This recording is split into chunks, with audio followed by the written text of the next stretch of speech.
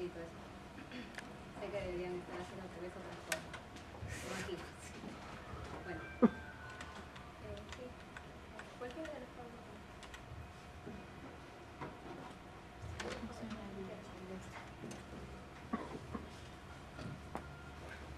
El título de esta exposición, que es Regímenes de propiedad y medicamentos, y la pregunta que nos hacemos ahora es ¿cómo incentivar la innovación y promover el acceso a los medicamentos a la vez?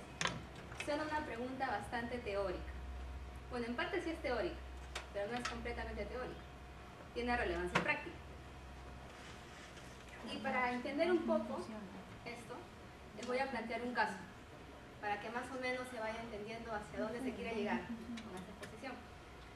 A ver, en el Perú hay una familia, 2 padres, un niño, el niño un día se enferma, no sé, de gripe, rinitis, se le complica con una infección a la garganta y faringitis, lo que a casi todos nos da en niños, por la humedad. ¿Qué es lo que sucede? La gran mayoría de personas que están acá en el Perú, que son pobres, no pueden tener acceso a unos medicamentos que son caros. No sé si a ustedes les ha pasado cuando van a las farmacias o a las boticas, tienen que comprar los medicamentos que el doctor les ha recetado, y al final termina siendo 100 soles, 200, 300, no se sabe, termina siendo mucho más. Y para una familia y cuyo padre gana solamente 750 soles al mes es demasiado, 100 o 200 soles para algunos medicamentos. Entonces la idea más o menos con esta exposición es encontrar respuestas a este problema, soluciones a este problema.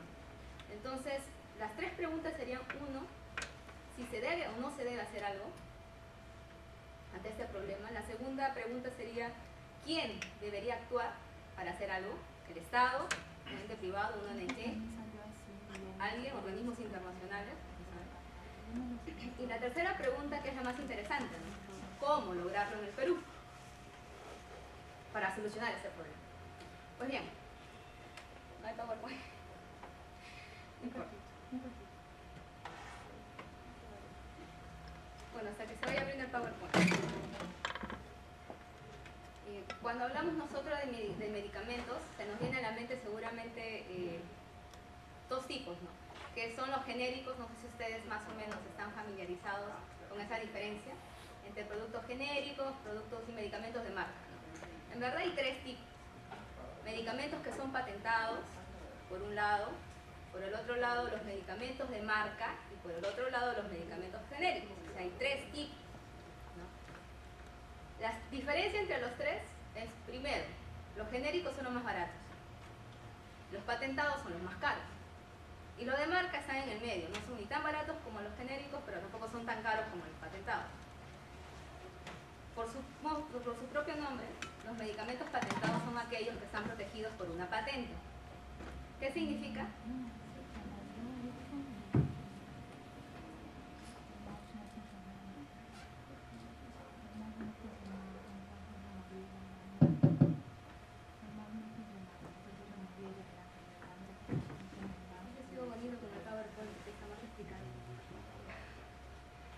Bueno, seguimos entonces imaginariamente con esta diferencia entre los 3: patentados, medicamentos de marca, medicamentos genéricos. 3. En el caso de los medicamentos patentados son protegidos por patente, significa que en el Perú van a tener 20 años para que el dueño de la patente pueda crear, producir, distribuir esos medicamentos. Y también evitar que otro sujeto, que otra persona, realice cualquiera de esas actividades sin el previo consentimiento del dueño de la patente. Ahora, los medicamentos de marca son aquellos medicamentos cuya patente ya acabó, ya expiró, ya terminó, pasaron los 20 años, ya no hay más protección a la patente. Pero lo que hacen estas farmacéuticas es seguir comercializando estos medicamentos que alguna vez fueron patentados, pero con el nombre de la primera empresa que lo descubrió. Entonces por eso se llaman medicamentos de marca, porque son, digamos, comercializados por una marca específica, aunque de por sí la patente ya venció. Ahora, los medicamentos genéricos son aquellos medicamentos que también alguna vez fueron patentados, pero cuya patente también expiró, pero a diferencia de los medicamentos de marca, los medicamentos genéricos, aparte que cuestan menos, son comercializados con su nombre genérico. Y es por eso que son más baratos que los medicamentos de marca. Pues bien, ¿cuál es el principal problema de todo esto?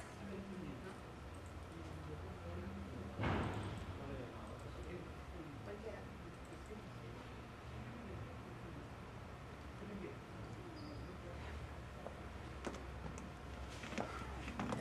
La diapositiva 3, por favor.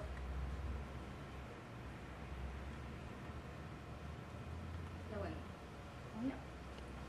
Sí, está bien.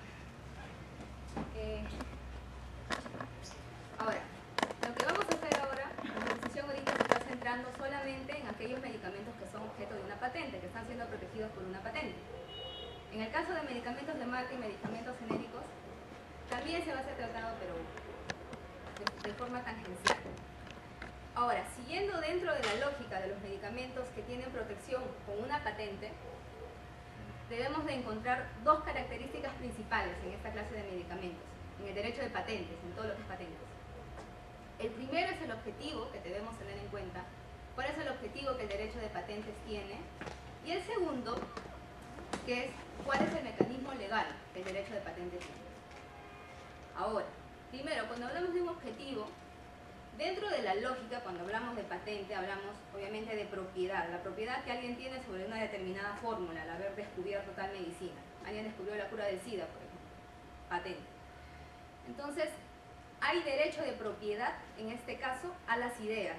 La idea que yo tuve en crear al crear una fórmula. Estamos viendo ahorita, hace poco se habló de una propiedad privada, en el caso de bienes tangibles, como por ejemplo la tierra, en el caso de las comunidades indígenas. Pero ahora estamos hablando de propiedad de las ideas, de conocimiento. Básicamente es eso, ¿no? En el caso de patentes. Entonces, cuando hablamos de propiedad, inmediatamente también se nos viene a la cabeza la propiedad privada como ese sistema que actualmente existe para proteger las patentes. Por lo menos en el Perú es así. ¿Cuál es el principal objetivo? Dicen promover innovación. ¿Por qué? La lógica es muy sencilla. Si yo soy un investigador, un científico, que quiere realizar la cura del SIDA por algo, quiere crear eso, pues va a invertir tiempo, dinero, etcétera, etcétera, para encontrar esa cura, para encontrar esa medicina. Entonces, lo que la ley dice simplemente es, si tú encuentras la cura, luego te voy a dar 20 años para que tú tengas el derecho exclusivo de explotar esa fórmula, producir esos medicamentos, redistribuirlos y que lucres con ellos. Así recuperas inversión y al mismo tiempo ganas. Entonces, se crea así una suerte de incentivo para que las personas creen, innoven. Es por eso que el objetivo principal, por lo menos de la forma en la que se encuentran constituidos los derechos de patentes actualmente, es el de promover innovación. Ahora, ¿cuál es el problema? ¿Cuál es el problema de esta ideología? Primero, que se asume que la motivación para crear nuevos medicamentos siempre va a ser la utilidad, es decir, conseguir dinero. Eso no siempre es así, ¿no? Hay muchos casos en los cuales las personas crean más por prestigio que por dinero. Y otras personas podrían hablar de solidaridad, tal vez. Por ahí veo una suerte de crítica. La segunda, en verdad no hay una prueba directa de que diga de que a mayor protección de patentes van a haber más invenciones y se van a crear mejores medicamentos y más medicamentos. No sé de dónde han sacado eso, porque eso no hay ninguna prueba. Ahora, de todos los documentos que ha revisado, nadie lo puede probar. Por ejemplo, y tampoco podemos decir de que si nosotros protegemos más a las patentes o a los dueños de las patentes, en algún momento van a haber mejores medicinas y más medicamentos para aquellas personas que más lo necesitan. Por ejemplo, Bussner, que es un autor, nos dice que es curioso que en los últimos 25 años, de las 1.393 medicinas que se han creado, solamente 13 se enfoca a enfermedades tropicales, es decir, a enfermedades en países pobres. Y todos los demás medicamentos se centran, digamos, en enfermedades de Europa, de sectores donde usualmente una farmacéutica encuentra posibles clientes. Es obvio, pues si en Europa se ha puesto mucho de moda, o en los países de Estados Unidos, no sé, los países llamados desarrollados, entre comillas, se ha puesto de moda deprimirse. Entonces hay que crear más fármacos para la depresión. porque ahí tenemos clientes seguros que pueden pagar. Pero no vamos a crear una cura para, no sé, otra enfermedad que abunde en África. ¿Para qué? No van a poder pagar dinero. Como empresario no me conviene. Entonces ahí también hay un problema, ¿no? Nadie nos asegura de que a mayor protección de patentes esos empresarios van a invertir su plata en eso. Y bueno, obviamente esta teoría del objetivo de que es promover innovación deja de lejos también y de lado los factores redistributivos. Bueno, el proyecto que no me mando lo dejo para después. Siguiente. Gracias. En el caso, ahora, el primero que vimos es el objetivo, ¿no? Que es el de innovación, como está ahorita el régimen, ¿no? Para lo cual nosotros consideramos que una segunda opción, como también podría ser considerado un objetivo del derecho de patentes, es la redistribución, que ahorita vamos a verlo en más detalle. Ahora, lo primero que vimos fue el objetivo del derecho de patentes. La segunda característica importante es el mecanismo legal, que utiliza el derecho de patentes para lograr ese objetivo, que en este caso es la innovación. Entonces, ya se imaginarán cuál es el mecanismo legal preferido, ¿no? Que es la propiedad privada. Y volvemos nuevamente al fundamento de lo que es la propiedad privada, solamente que en este caso no para bienes tangibles, sino para las ideas, bienes intangibles. Entonces, bajo este sistema de propiedad privada lo que nos dicen es, ¿sabes qué? Mira, puede ser que haya redistribución, ¿ya? ¿Y qué implica redistribución? Lo que sucede y el gran problema, ustedes ya se habrán percatado, de otorgarle muchos derechos y un mecanismo fuerte de protección de las patentes a estos dueños de las patentes y estas farmacéuticas. ¿Qué es lo que sucede? Los medicamentos ingresan al mercado con un precio muy alto y las personas que no tienen dinero, que no tienen suficiente dinero, no pueden comprarlo, se mueren, así de fácil, o simplemente su condición de vida pues mejora mucho, no hay de otra. Cuando hablamos de redistribución nos referimos a eso, a un acceso a las medicinas, a menor precio, inclusive a cero precio, cero costo.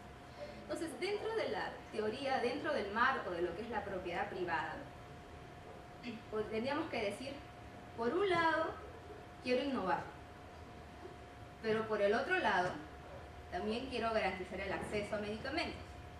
¿Cuál es el problema? Que ambos están en contradicción.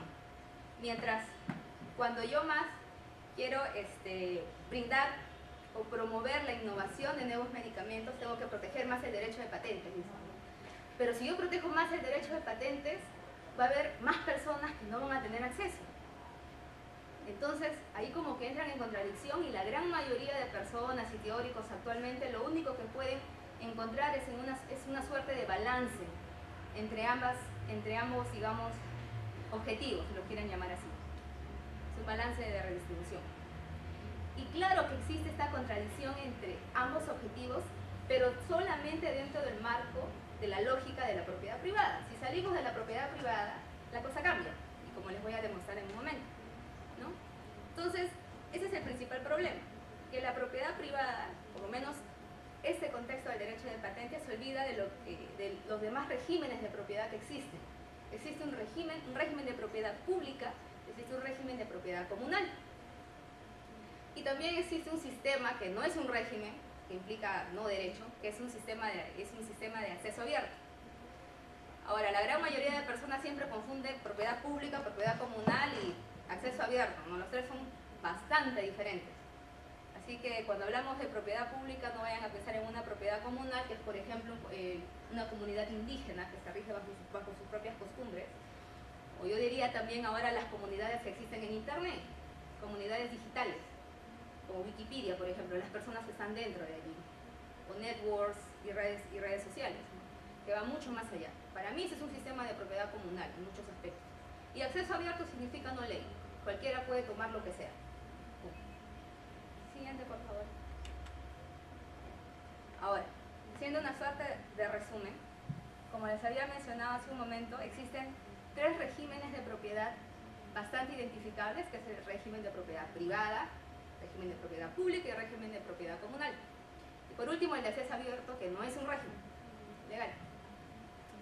Pues bien, entonces, ¿cuál es la diferencia? En el caso de la propiedad privada, definitivamente si hablamos propiedad privada ahora, en el caso de las farmacéuticas, debemos de suponer que hay fines de lucro. Las farmacéuticas producen medicinas ¿para qué? ¿Porque son buenos? No, para ganar plata, es la verdad. Las farmacéuticas también lo que hacen es ven este conflicto de la promoción al mismo tiempo de innovación y por el otro lado del acceso a las medicinas. Como hemos visto hace poco, no garantiza realmente que exista innovación de por sí. Muchas farmacéuticas, en vez de invertir su dinero en más investigación, lo que hacen es invierten su dinero en más publicidad para otras medicinas, más ganancias. Y podría ser una buena opción siempre y cuando la entidad privada no tiene fines de lucro, pero seamos realistas, ¿no? Por lo menos ahora en el Perú, entre las entidades privadas, por lo menos farmacéuticas, tienen fines de lucro. Ahora, la propiedad pública es distinta, ¿no? La propiedad pública, primero, como todo el Estado, digamos que puede tener fines de lucro, tal vez, si por ejemplo quisiera una farmacéutica pública. Podría tener fines de lucro tal vez, pero no sería la prioridad. Estoy absolutamente segura que bajo de un régimen de propiedad pública, también la redistribución y el acceso a los medicamentos tendría el mismo peso, inclusive mayor peso que el que se le da a la innovación de por sí. Y lo que es lo mejor, en el caso de la propiedad pública, no existe esa contradicción, por lo menos no debería existir en teoría, esa contradicción entre innovar, por un lado, innovar la creación de nuevas medicinas, y por el otro lado, de garantizar el acceso a los medicamentos. ¿Por qué?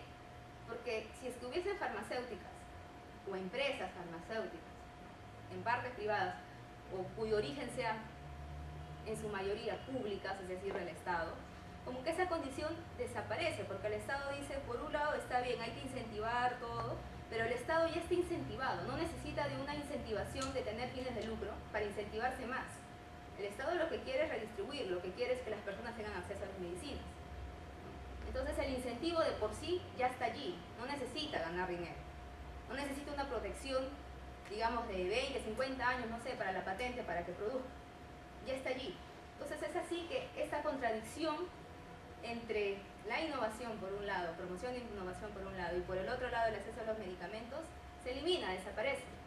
Yo creo que este es el pequeño problema que muchas personas ahora no ven, ¿no?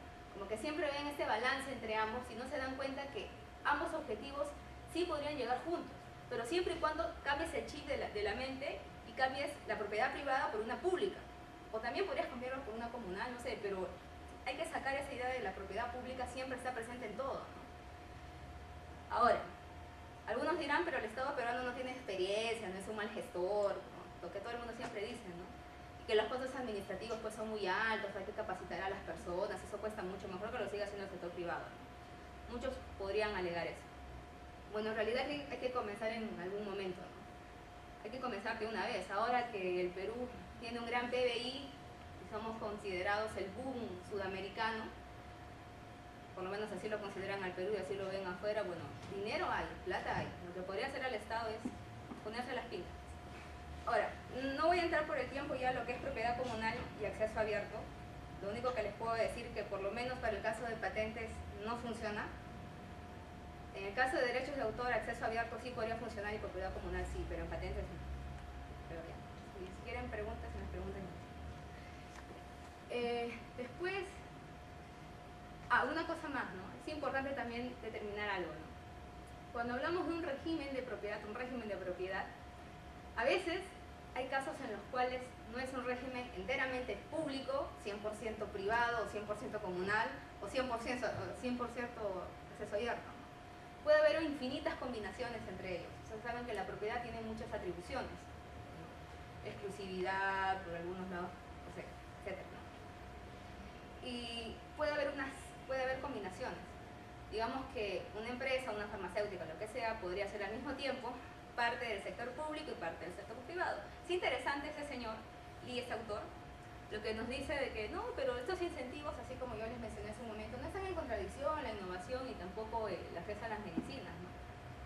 Van juntos de la mano, pero siempre y cuando el Estado comience a negociar con los entes privados, con las farmacéuticas privadas. Es decir, el Estado le dice, ¿sabes qué? Te doy plata, pero eso sí, una vez que hayas creado una nueva medicina, me vas a tener que dar un porcentaje de esas unidades, para que yo como Estado las pueda redistribuir. Yo veré cómo las redistribuyo a la gente más pobre, pero yo sigo invirtiendo mi plata. Entonces, este autor dice, podría haber esa negociación. Yo creo que esa negociación tiene bastante sentido cuando el Estado es muy poderoso, cuando las farmacéuticas son más pequeñas, ¿no? Pero si hablamos ahorita de farmacéuticas como Bayer, por ejemplo, estamos refiriéndonos a farmacéuticas con demasiado poder económico, ¿no? Inclusive más que el PBI del Perú, y más que el PBI de muchos países. Siguiente, por favor. Ya, a ver. Ahora, hasta ahora hemos visto todo lo que es patente. Ya, a ver, en un minuto. Cuando nosotros hablamos del sistema de medicamentos, en el Perú recuerdan que vimos que hay medicamentos patentados, medicamentos de marca y medicamentos genéricos. Bien, dejando de lado un poquito lo que son los medicamentos patentados, tenemos a los medicamentos de marca y los genéricos. Estos dos obviamente no están patentados y por lo tanto no hay un monopolio legal. La pregunta es ¿cómo funcionan en el Perú? ¿No? ¿Qué hacen? O sea, si al final no es un monopolio, ¿qué cosa es? ¿Cómo los regulan? ¿Hay regulación, hay control, hay competencia, derecho de la competencia? ¿Qué cosa hay? Bueno, en realidad la competencia sería el mejor mecanismo para, entre comillas, regular, no sería regular, ¿no? Estos casos de medicamentos de marca y genéricos, pero siempre y cuando la competencia existiera. Pero para que exista competencia, primero tendría que haber bienes sustitutos y tendrían que haber varios proveedores. ¿Qué es lo que sucede en el Perú? La competencia no es perfecta. No sé si siquiera se podría hablar de alguna clase de competencia. Primero, porque los genéricos en el Perú son muy difíciles de conseguir. El otro día tuve que andarme como, no les miento, todas las farmacias para conseguir acitromicina, que es un genérico. Todos tenían el de marca, que cuesta ¿cuánto? 20 veces más que el genérico. Es un abuso. Entonces, es muy complicado conseguir un genérico, por lo menos en el Perú. ¿Por qué? Porque el Estado no controla. Y las farmacéuticas hacen lo que quieren. Ahora, hay un compromiso que las cadenas farmacéuticas han firmado para promover la venta de genéricos. Por favor, eso no funciona, ¿no? Es increíble. Por ahí tengo algunas estadísticas que nos dicen que de todas las medicinas vendidas en el Perú, solamente el 20% son genéricos. El 80% son de marca, es decir, de marca patentadas y de marca, con las dos. Y de todos los genéricos vendidos en el Perú, o sea, de ese 20% nada más, el 60% es vendido por el sector público y el otro 40% por el sector privado. Siempre nos da a entender que el sector público, de alguna manera, aunque sea un poco más, trata de dar, o trata de proveer y de ofrecer más genéricos que el sector privado. El segundo problema por el cual no hay competencia es que hay una fuerte promoción de medicinas de marca. Los medios de comunicación, ¿no? Etcétera, etcétera. Siempre lo van a ver en las propias farmacias. Nosotros que tenemos la costumbre de ir a veces al farmacéutico y ir directamente, ¿saben qué? Estoy mal, ¿qué me recomiendas? Y ellos nos recomiendan algo, obviamente de marca, nunca nos recomiendan los genéricos, porque no les conviene. 3, ¿no? Que existen acuerdos ilegales entre médicos y farmacéuticas. No sé si han visto que los médicos ponen el nombre de genérico y al costadito, pero yo te recomiendo si quieres tal marca, y ponen ahí al costado la marca del medicamento. Sucede, y a veces cuando uno va a la farmacia y uno no sabe, pues el farmacéutico lo que hace es venderte el de marca, pues no te va a vender el genérico, no le conviene. Ahora, el mercado farmacéutico peruano está enfocado en el sector privado, bueno, también.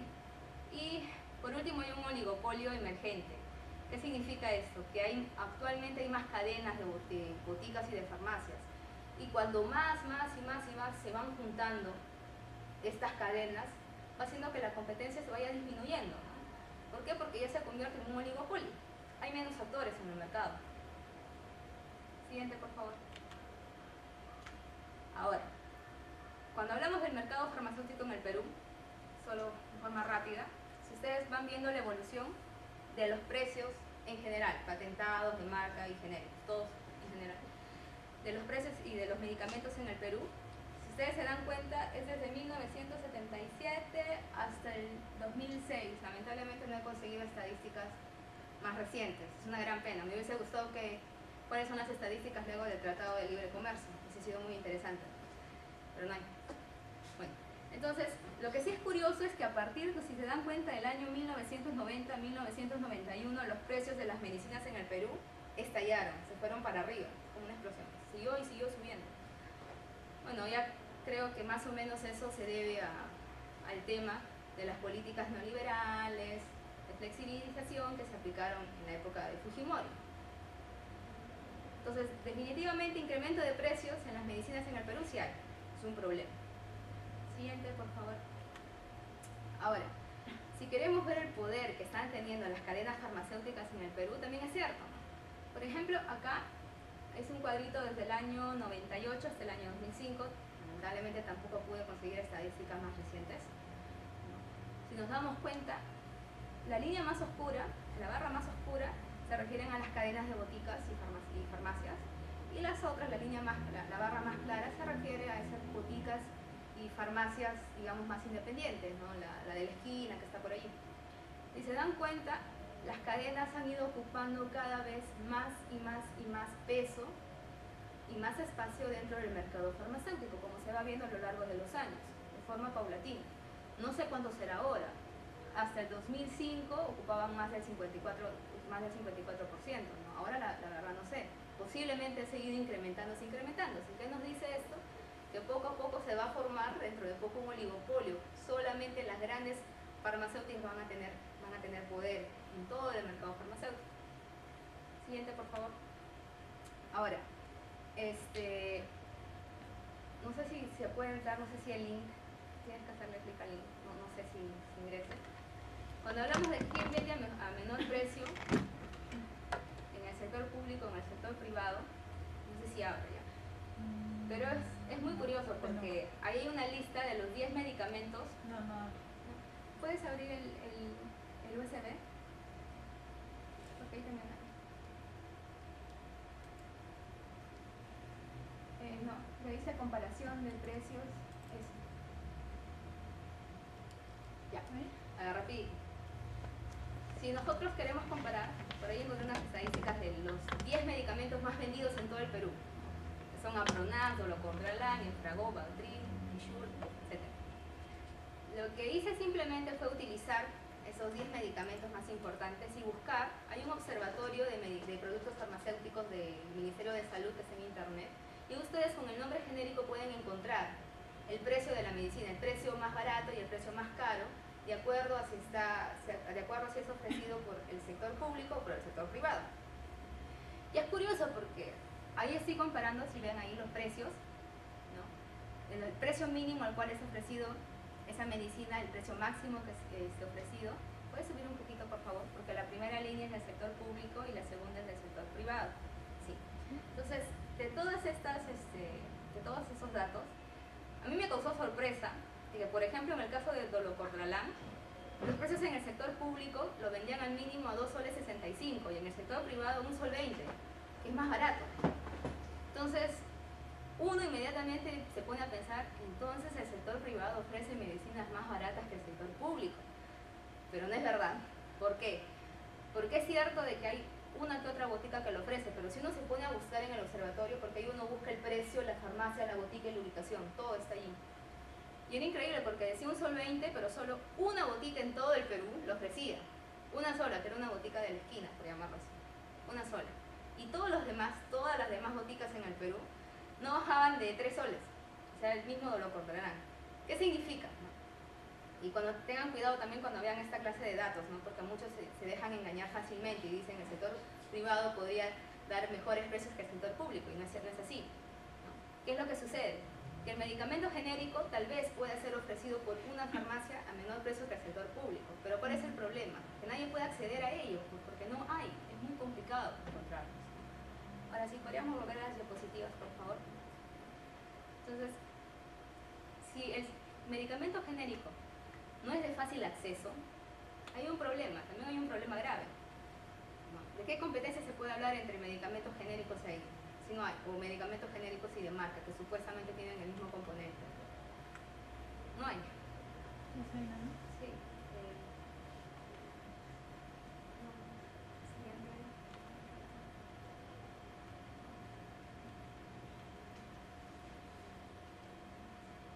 Ahí no. Gracias. Entonces, ¿qué ha hecho el Estado peruano para reducir los precios? El Estado dijo, fácil, voy a crear incentivos, ¿no? Y sacó una ley en el 2001, la ley 24450, que decía que para todas aquellas medicinas que van a tratar la diabetes, tuberculosis, y el VIH, van a estar exentos de pagar el impuesto arancelario. ¿Y qué es lo que sucedió? Increíblemente los precios de todas estas medicinas se incrementaron. ¿Por qué? Por ejemplo, Aravena, este autor nos dice que el precio de las medicinas para tratar el cáncer creció 64% solamente en el año 2010 y cada año siguen subiendo de precio. No están grabados con impuestos arancelarios, pero siguen incrementando de precio. ¿Por qué? ¿Ese dinero se va a dónde? A los bolsillos de las farmacéuticas. No hay ninguna otra alternativa. Siguiente, por favor. Bueno, ya para cumplir, la última diapositiva. Con el tema de las propuestas. Primero, tenemos que ver que en el caso del Perú hay un problema. En el caso de las medicinas de marca y genéricos no hay competencia, no hay una competencia perfecta. Es muy complicado conseguir un medicamento genérico en el Perú. Y eso que sí hay a nivel internacional, pero no los traen al Perú porque simplemente a las farmacéuticas no les da la gana porque no es negocio. El Estado no hace nada. Entonces, en el caso de las patentes o de los medicamentos que están patentados, tenemos el problema de que estos medicamentos patentados están muy caros. Y ahí sí definitivamente no hay competencia. Nadie puede hablar de derecho de la competencia en patentes, porque la patente es un monopolio legal. Es imposible que exista competencia ahí. Entonces, ¿cuáles serían las propuestas? La idea de esta exposición era que el Estado lo que debería hacer es participar en el sector farmacéutico. Primero, tal vez, tratando de negociar con el sector privado, tratando con pequeñas y medianas farmacéuticas, obviamente no con las grandes, no podría negociar. Como que poco a poco ir negociando allí e ir pidiendo, ¿sabes qué? Te doy dinero, pero después cuando ya hayas creado el producto, hayas creado la medicina, me das a mí determinado porcentaje de las medicinas para que yo como Estado lo redistribuya.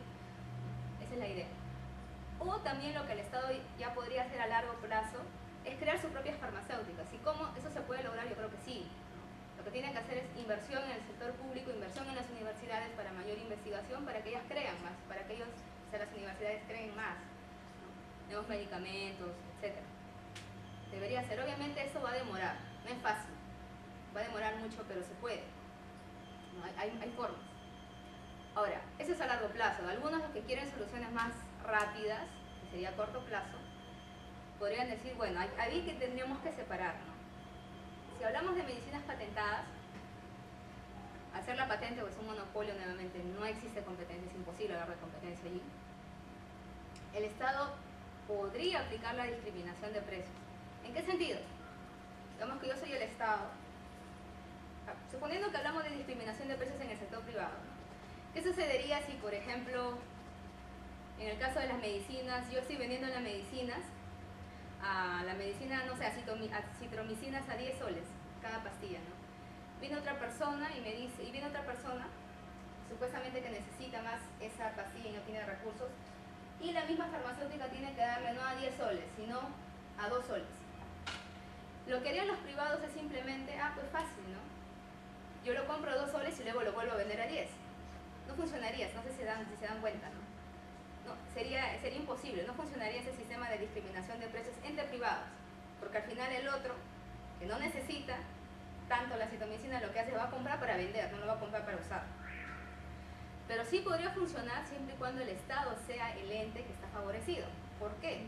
Porque podría decir a las farmacéuticas, ¿sabes qué? Tú vende a los privados al precio que quieras, a medicinas patentadas, pero eso sí, a mí me vas a tener que vender determinadas unidades al año, cuando yo lo necesite y cuando yo te pida. Me vas a vender a menos precio. Y yo después, como Estado, ya determinaré los mecanismos que utilizo para decir que tales personas o no necesitan las medicinas para dárselas, ¿no? A menor precio, lo que sea. Entonces, yo creo que la discriminación de precios sí podría ser una alternativa a corto o mediano plazo, ¿no? En el caso de las medicinas patentadas. Y en el caso de las medicinas no patentadas, estamos hablando de medicinas de marca y de genéricos, ahí tampoco hay competencia perfecta, ¿no? Entonces, aquí lo que podría hacer es que el Estado podría controlar y fiscalizar la existente discriminación de precios, porque ya existe discriminación de precios actualmente. No sé si se han dado cuenta, ¿no? Si van a la farmacia y se quieren comprar un Aproxeno, la señorita le va a decir, tengo Apronax. Lo que está haciendo en ese momento ya es discriminación de precios, porque si fuera una persona que solamente tiene 30 céntimos con ella, no podría comprar el Apronax, tendría que comprar el Naproxeno y sería otra farmacia. Pero como ustedes tienen mayor poder adquisitivo, van y compran el el Apronas, que cuesta, no sé, un sol 20 tal vez, un sol 20, u otros medicamentos que son mucho más caros. ¿No? Entonces, discriminación de precios en el caso de medicamentos de marca y genéricos sí existe actualmente. Lo único que puede hacer el Estado es regularlo. ¿Desde qué forma? No creo que tal vez estipulando un precio exacto o máximo a los genéricos, podría ser, pero no a los de marca. Pero lo que sí podría hacer es el Estado determinar, por ejemplo, mediante control y fiscalización, si, por ejemplo, una farmacéutica tiene 100 unidades de naproxeno, de Apronax, debería tener al menos también 100 unidades de naproxeno, ¿no? Que es el genérico, para que lo pueda vender. Entonces, la idea siempre es fiscalización y control por parte del Estado a corto plazo, pero a largo plazo no se olviden, la solución más importante sería cambiar todo ese sistema de propiedad privada por un sistema de propiedad pública o por un sistema mixto de propiedad pública y privada. Y así el caso que les planteé al principio de esta familia con ese niñito que no podía tener acceso a los medicamentos, pues al final podría tener el acceso a los medicamentos porque esos medicamentos estarían